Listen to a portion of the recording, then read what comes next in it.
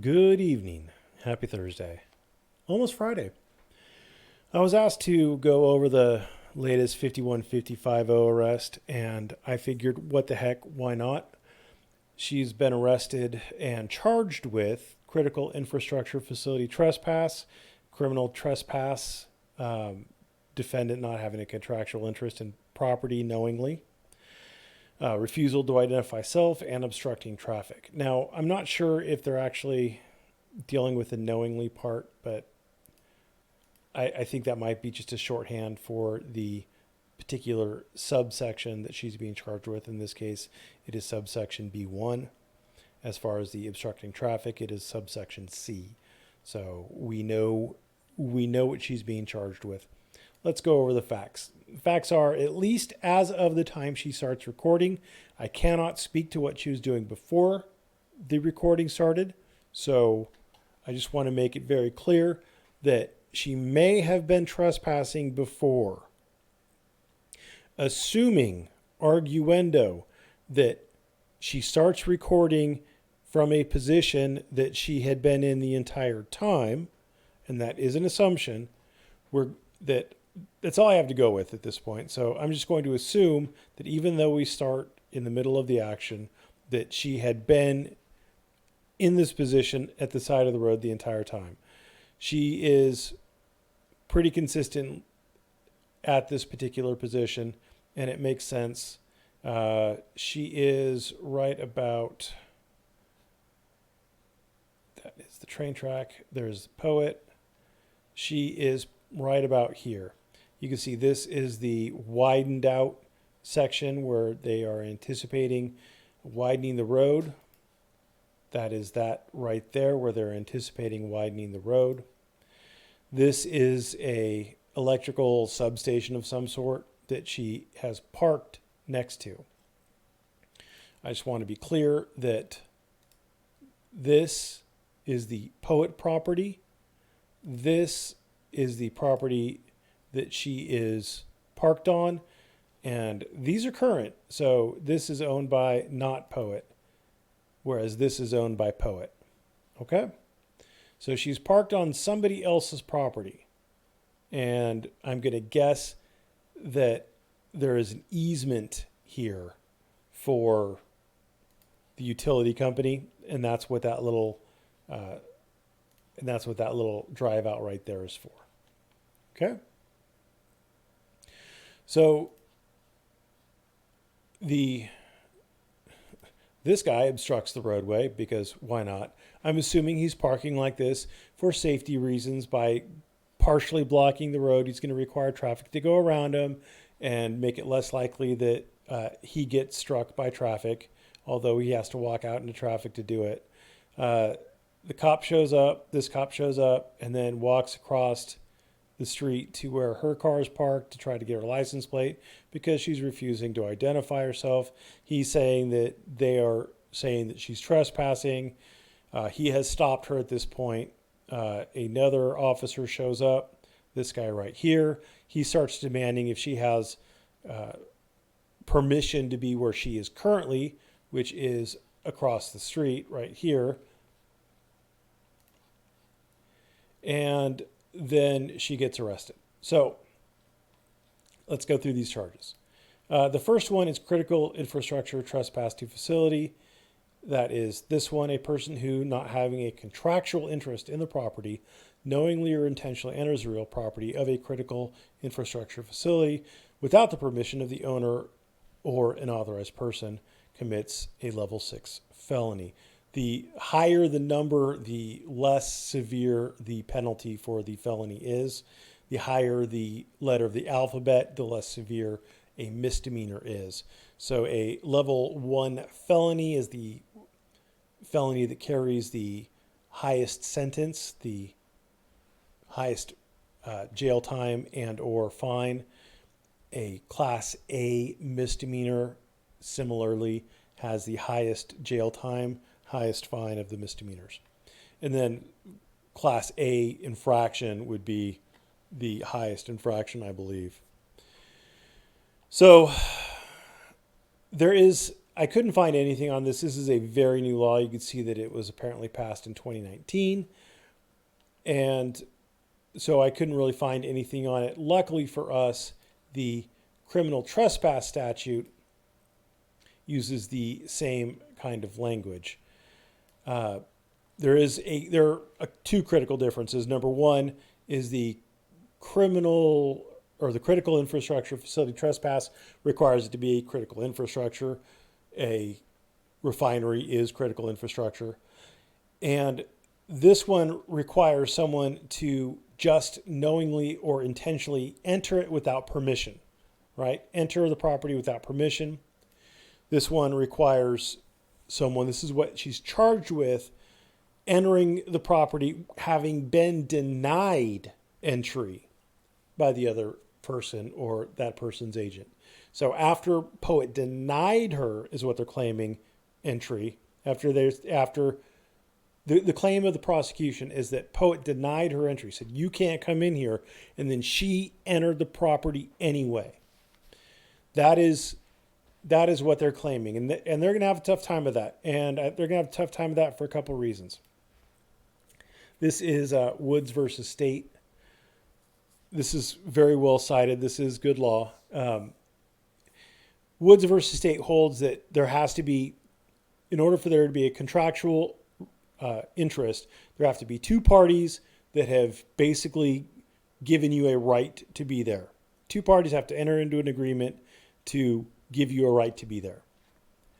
And I think that we have two parties that have entered into an agreement to give her a right to be there.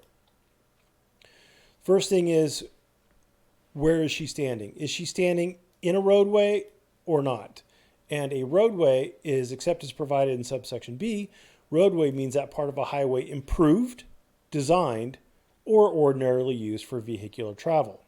Improved, designed, or ordinarily used for vehicular travel. Improved for vehicular travel, designed for vehicular travel, or ordinarily used for it. You can see the paved portion that she is not standing on is the part that is improved, designed, and ordinarily traveled on by the vehicles. Contrast that with a shoulder. As used in a specific one, roadway means part of the highway is improved, design, or used for vehicular travel, does not include the sidewalk, berm, or shoulder.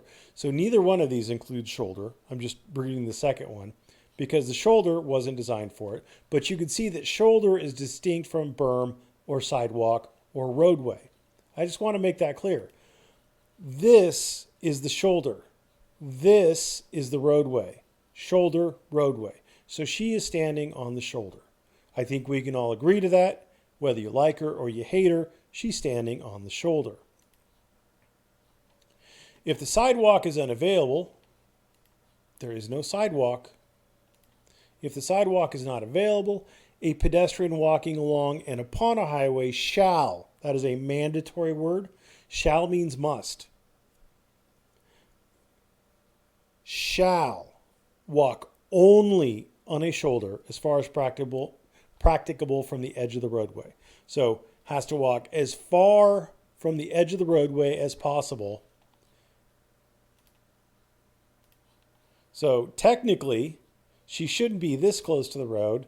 Technically, she should be up here near the fence. That is what Indiana state law requires of her. Indiana law is an agreement between two parties. In this case, it would be the legislative branch of the Indiana government and the governor who signed it into law to create a right. And that right for her to be there is enshrined in that statute requiring her to be there. So that's way number one. Way number two, this is Olson versus State, again, very well cited. And it stands for the proposition that if you have a fair and reasonable foundation for a belief that you can be on the property, then you can be on the property. And this, I believe, gives her a fair and reasonable foundation that she could be on that property. At least on this side of the fence. Not on that side of the fence, but on this side of the fence. So she is, I believe, fairly well protected from that particular statute. And the same thing would go for the critical infrastructure, this one right here. Because, again, contractual interest, check, and again, fair and reasonable foundation for a belief, a good faith belief that she has a right to be there. So I think she has good defenses for those two. Those are the big boys. This is the felony 6. This is a misdemeanor, A-level misdemeanor, which is a high misdemeanor. We're moving down. So refusal to identify self. What does that require? Nope. Refusal to identify self. This is a pretty easy one. I did look up Bringle versus State, and you got to actually hand them your driver's license. If you have a driver's license, you have to hand it to them. If they have stopped you, which again, very low standard of proof, reasonable suspicion, that means that they have to be able to articulate facts that would lead a reasonable person to believe crime is afoot. That's it. They have people telling them that she has committed trespass, that she's trespassed on the property and is refusing to leave. I believe that would give the cops at least reasonable suspicion to detain you. Not enough to arrest you. I don't think that would give a cop probable cause necessarily, but I believe it would give the cop at least reasonable suspicion. Once the cop has stopped you for a infraction or ordinance violation, you have to identify. You got to identify. And you got to give your name, address, date of birth, driver's license if in your possession, to a law enforcement officer. Now, Bringle stands for the proposition that by provide, it means you actually have to give them, hand it to them. You have to hand them your driver's license if you have it in your possession. Now, I don't know exactly if you could make some really nuanced argument about what her possession is. I'm not going to spend the amount of time it would require to determine if she left her ID in the car that she is right next to, if that would technically be in her possession.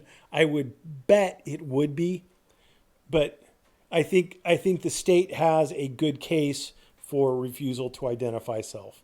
I don't think they have a good case for the trespass ones, which leaves us with obstructing traffic. It is subsection C, which is a class C infraction. And this is obstruction of traffic. It is a person who unreasonably obstructs vehicular or pedestrian traffic commits a class C infraction. Now, traffic means pedestrians, ridden or herded animals, vehicles, or other conveyances, either singly or together, while using any highway for purposes of travel. Now, where in this video was somebody trying to walk that she got in their way, or was a car going where she got in the car's way? And I didn't see it anywhere in here. Now, a case could be made that her parking her vehicle, let's see if we can see the vehicle at some point in here. She's standing next to it. This is her vehicle. So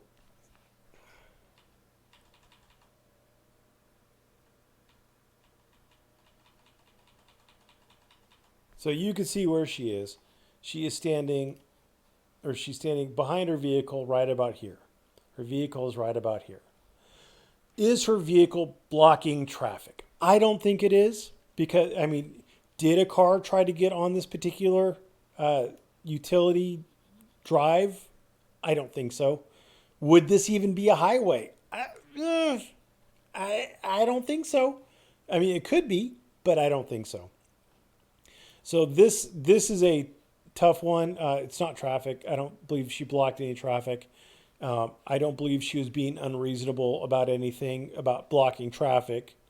So I don't think this is a good one. So long and the short of it, I think the only